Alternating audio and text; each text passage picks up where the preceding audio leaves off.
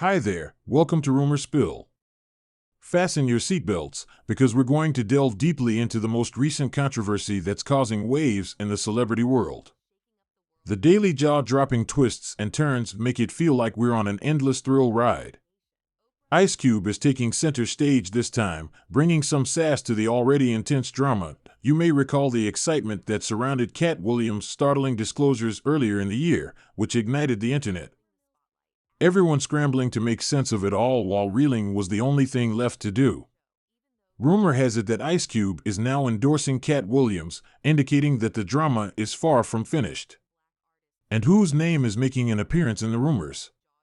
None other than the media mogul herself, Oprah Winfrey. Yes, there is talk that Ice Cube believes Oprah is nervous about what Katt may reveal next. Let's explore the theory that Oprah is worried about Katt Williams revealing the beans, which have been around for a while. What is the reason for Ice Cube's support of Katt Williams, and why is Oprah Winfrey feeling uneasy? Even with her well-known charitable and powerful image, Oprah may have some dubious involvements. If you're wondering why Ice Cube is supporting Katt Williams, especially considering that not everyone in their group appears to be in agreement, here's the lowdown. Ice Cube and Katt Williams have worked together on comedic films before, such as Friday After Next and First Sunday. They have a fantastic on-screen relationship that combines humor with a distinct style. Ice Cube's endorsement of Katt Williams is hardly surprising, considering her unique charisma. Let's talk about the speculations that Oprah Winfrey is finding uncomfortable right now.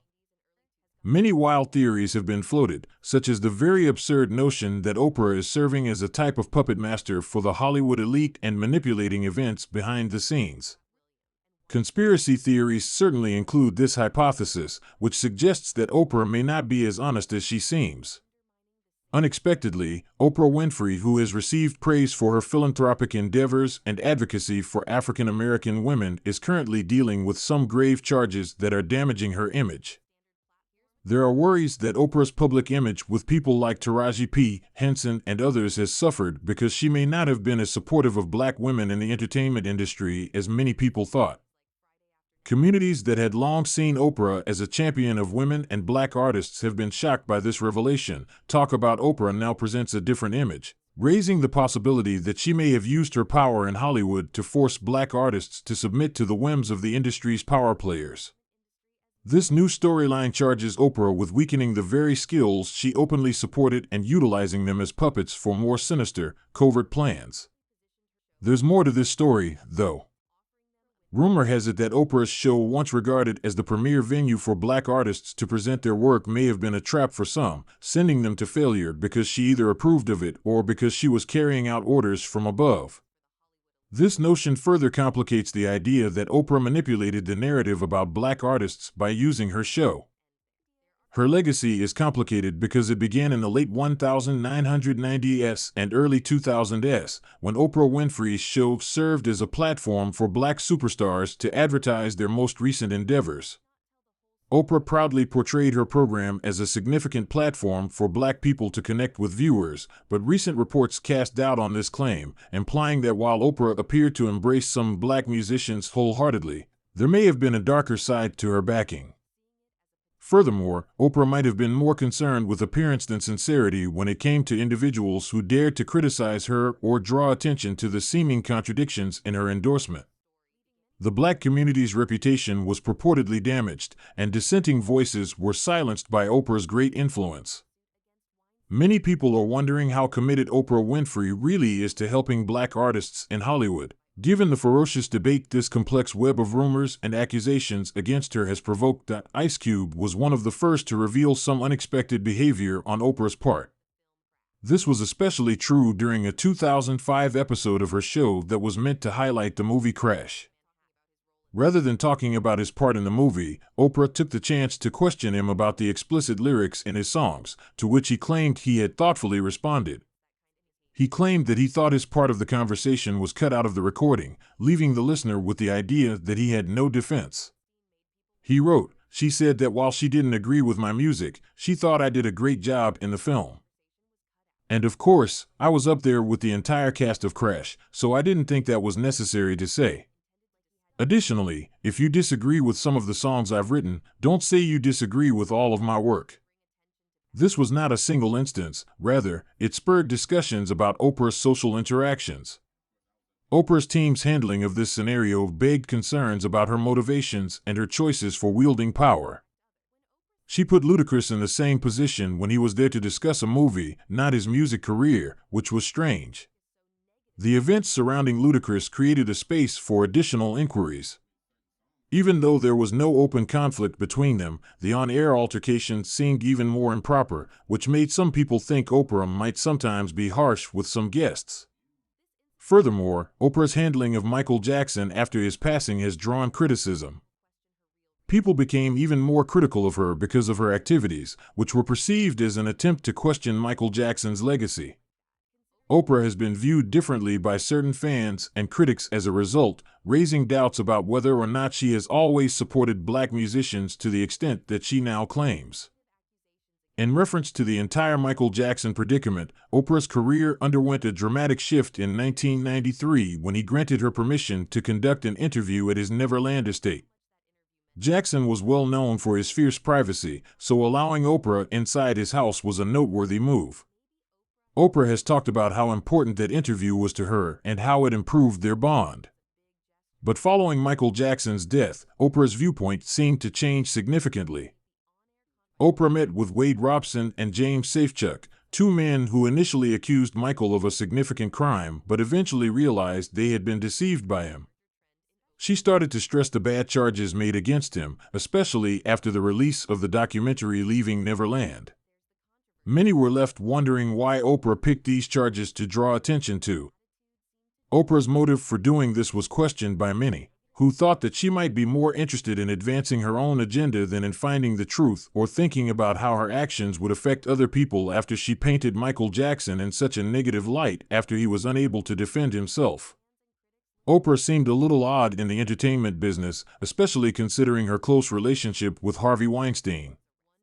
Weinstein was charged with misbehavior that was either worse than Michael's actions or exactly the same. Since Oprah has consistently argued that she opposes such behavior, when British actress Katt Noble disclosed a distressing meeting with Harvey Weinstein, many became interested in the circumstances. Interestingly, Noble disclosed that Oprah Winfrey had been seen at a London event praising Weinstein.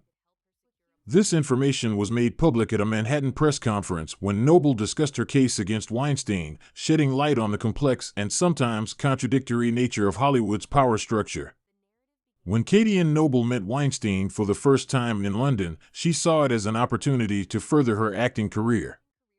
But when they met in Cannes in 2014, things took a strange turn when Weinstein started making unwanted overtures and offered to help her get a modeling contract in London. Noble's story is leading the charge in the Me Too movement, which calls attention to wrongdoing, especially in the entertainment sector. A few years ago, the public learned of Weinstein's actions, ending the hush about what many in Hollywood were allegedly doing. This is part of a wider pattern of accusations made against Weinstein, whom several women have charged with taking advantage of professional opportunities. Weinstein exploited his position of authority to threaten and suppress his victims, as revealed by the comprehensive reports that detailed his lengthy history of harassment. In The New Yorker, Ronan Farrow revealed that Harvey Weinstein had employed Black Cube, a British-Israeli private intelligence group, to deflect the charges made against him. In order to conceal Weinstein's alleged misconduct, this involved operatives meeting in secret with actresses, including Rose McGowan, under the guise of journalists. Weinstein didn't stop at Black Cube. He employed Kroll and other investigation companies to probe into the personal affairs of countless individuals. He even tried to curry favor with Woody Allen, hoping that Allen would help put an end to Farrow. Allen did, however, decide to resign. Furthermore, Weinstein singled out reporters Jodi Kantor and Megan Twohey for their inquiries into the accusations leveled against him. A Black Cube spy tried to undermine their efforts by pretending to be a supporter of women's rights. In October, when the political ramifications of the Weinstein crisis became evident, Katt looked to Hillary Clinton for backing. Additional allegations from women in the film industry came after an explosive 2017 article in the New York Times and the New Yorker featured over a dozen women accusing Weinstein of harassment. Despite Weinstein's constant denials of any non-consensual behavior, these accusations had an immediate and serious negative impact. The allegations were investigated by the police in London, New York, and Los Angeles. Weinstein's marriage was the reason behind his dismissal from his production firm, departure from the Academy of Motion Picture Arts and Sciences, suspension from the British Academy of Film and Television Arts, and resignation from the Directors Guild of America. Political friends also publicly criticized him. The Me Too campaign was ignited by the disclosures regarding Weinstein's actions, and this movement helped to bring sexual harassment and assault to the attention of the country. Years of silence were broken by the movement, which encouraged many people to speak up about their experiences with sexual misconduct. The claims caused Georgina Chapman and Weinstein's marriage to implode, and in July 2021, their divorce was finally settled. The 2019 film Untouchable represented a dramatic turning point in the story, with a focus on making powerful people accountable for their deeds. This was a long overdue change. The stunning disclosures didn't just affect the entertainment business, they also affected other industries globally and led to the dismissal of many influential people. On May 25, 2018, the New York County District Attorney's Office filed a lawsuit against Harvey Weinstein, alleging that he had committed crimes and engaged in misconduct based on the testimonies of two different women. This was an important development in the global justice movement. Weinstein was arrested after turning himself in to the NYPD, but he was later released from custody after posting a $1 million bond. Weinstein had to surrender his passport, wear an ankle monitor, and restrict his travel to New York and Connecticut in order to abide by the conditions of his bail. It was clear from his legal representative that Weinstein planned to enter a not guilty plea. Weinstein was indicted in Los Angeles in 2013 for the rape of one woman and the sexual assault of another, but his legal troubles didn't end in New York. Weinstein was accused by the Metropolitan Police in the United Kingdom of 2 charges of indecent assault on a lady in connection with an incident that occurred between July 31 and August 31, 1996. The severity and breadth of the charges against Weinstein were brought to light by this global legal dispute, underscoring the need for worldwide accountability. Weinstein was found guilty on 1 count of first-degree criminal act and 1 count of third-degree rape by the jury on February 24, 2020, after a 5-day trial. Following the verdict of not guilty on the predatory sexual assault allegation, which carried a potential life sentence, Weinstein was moved to the Rikers Island Jail in New York City, where he is currently awaiting his sentencing on March 11. After receiving a 23-year prison sentence, he was transported to the Wendy Correctional Facility. On September 18, 2020, Harvey Weinstein lost his honorific title of Commander of the Most Excellent Order of the British Empire. The First Department of the Appellate Division and the First Department of the New York State Supreme Court upheld the initial verdicts and judgment against Weinstein's judge on June 2, 2022. Weinstein's attorneys declared that they would be appealing the ruling. The facility is situated in New York's Erie County. On August 25, 2022, the New York Court of Appeals granted Weinstein another appeal. Weinstein was moved to the Twin Towers Correctional Facility in Los Angeles on July 20, 2021, in preparation for his trial in October 2022. Angela Masella ruled that Weinstein's other appeals were without merit and that there was no justification for lessening his sentence. Weinstein faced 11 charges upon his arrival in Los Angeles, including forced oral copulation, rape, and sexual violence related to alleged events that happened between 2004 and 2013. 4 of the 7 charges that Weinstein was found guilty of were dismissed following his conviction on December 19, 2022. These charges included third-degree misconduct and forced oral copulation. Weinstein was found guilty on these counts in California on February 23, 2020. Weinstein received a 16-year prison sentence in addition to his New York sentence. Oprah Winfrey is a prominent figure in the entertainment sector. One would expect she would avoid any relationship with Harvey Weinstein given the circumstances surrounding his scandal. Even though Oprah's team later emphasized that there was no direct conversation about this, they had recommended that Weinstein try a TV interview as a possible tactic. Even though Oprah generally supports Weinstein, there were questions raised about her stance when TMZ published a report claiming that she paid him to come out in favor of him. Oprah Winfrey is often seen as a Hollywood champion for African American artists, lending her voice and support to help them reach a wider audience. Nonetheless, a few issues have surfaced that call into question this perception. Think of Taraji P. Henson. Some people have questioned her goals and level of focus in these debates after reading her remarks regarding the necessity of cultural change.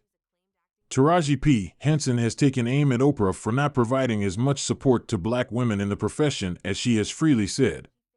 When Taraji discussed the payment she earned for her part in the movie The Color Purple, which starred Oprah's Harpo Films in addition to other esteemed production firms, the criticism gained further traction. These businesses played a significant role in the original 1985 film adaptation's cinematic release. In the most current version of The Color Purple, starring Oprah herself, Taraji P. Henson's portrayal of Shug Avery was sure to be a highlight, even if Danielle Brooks and Fantasia Barrino had significant roles. Even with her successful playing career and accolades, Taraji faced unforeseen challenges when attempting to negotiate just compensation for her role in the movie. The first offer Taraji P. Henson received for her role in The Color Purple was insultingly low, and she said that things only began to improve after she refused to back down. Discussions surrounding Hollywood's actual support and advocacy, particularly with regard to equitable pay and recognition for black performers, have been spurred by this circumstance. It is shocking to hear that Taraji, a well-known and respected actress in the business, had to resort to such extreme means in order to guarantee equitable compensation. Taraji shared her experiences in a perceptive interview with Gayle King, a well-known close friend of Oprah Winfrey. The purpose of this talk, which was to promote The Color Purple, took a dramatic turn when Taraji disclosed that she was thinking of giving up acting because she was fed up with the never-ending battle to receive the pay she is due. This raised awareness of the wider issue of pay inequality, which impacts numerous actors, especially those of African American descent. When talking about her deep unhappiness with the entertainment industry's ongoing undervaluation of her work, Taraji P. Henson did not hold back.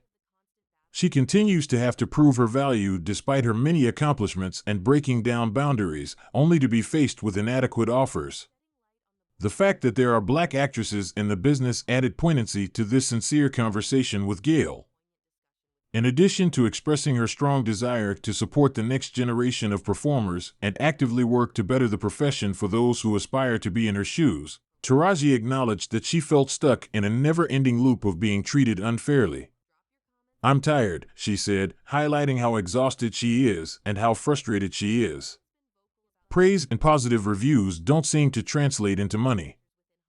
This open discussion with Gayle King highlighted the serious issues around wage parity that many Hollywood actresses, especially black ones, continue to confront. She also talked about the toll these struggles have taken on her professionally and emotionally. At that point, Taraji was in a vulnerable position and was thinking about giving up acting because she was tired of fighting for fair pay. Recently, Katt Williams created a stir on Shannon Sharpe's podcast by vehemently endorsing Taraji Henson. Taraji's response to her challenging experiences on The Color Purple highlights a persistent issue in the industry where black actresses, like Taraji, do not feel that their worth is represented in their pay, even at the height of their careers. He underlined how unfair it is to underpay well-known black performers, even when those players are crucial to the success of a film. Monique's continuous conflict with influential industry leaders such as Tyler Perry, Lee Daniels, and Oprah Winfrey was also discussed. Monique has been vocal about how her refusal to accept unpaid promotional work has caused her to be shunned by the industry. She decided that this long-standing injustice could no longer be tolerated and began pushing for a general awareness of the need for reform in Hollywood's handling of its talent. Monique defended her decision to not take part in the Precious movie's promotional efforts in an impassioned address at the Apollo, claiming that it was partially to blame for her marginalization in Hollywood. She also questioned the notion that she was being shunned and asserted that the power dynamics at work in the industry were the true problem. When Oprah and Tyler Perry released the movie Precious in 2009, Monique was asked to participate in a promotional tour without having to pay for it. This is when the issue began. Monique decided against it because she had too many personal and professional responsibilities and wanted to prioritize her family and well-being. She believed that she had committed to doing her share, but later on, she found herself being unfairly represented in the media, which hurt her chances for a successful career even after she was awarded an Oscar for her performance in Precious. Lee Daniels told her that this response was brought on by Monique's involvement in the incident. Since then, she has called on Tyler Perry and Oprah to apologize, but neither of them have answered, which has escalated the dispute.